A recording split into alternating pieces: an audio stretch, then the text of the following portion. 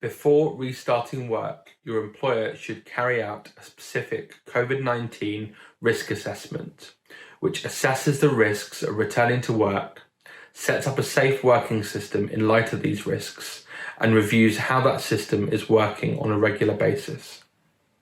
If you're worried about health and safety at work, you should ask to see this risk assessment. This is a legal requirement for employers with 5 or more employees.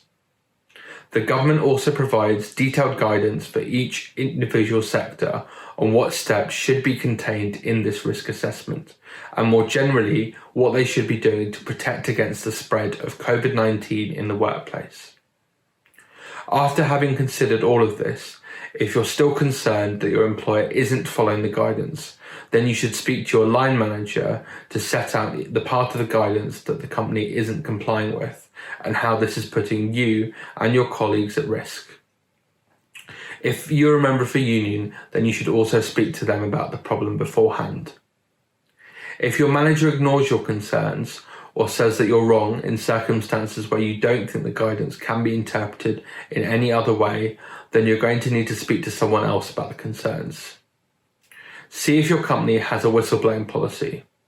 If this policy gives you the confidence that there is someone else in the organisation who will take your concerns seriously, then write to them, again setting out where the company isn't keeping up with the guidance and why you think this is putting you and your colleagues at risk.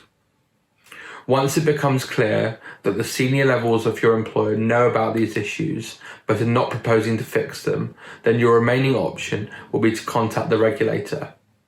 Depending on where you work, this will either be the Health and Safety Executive or your local council's Environmental Health Department.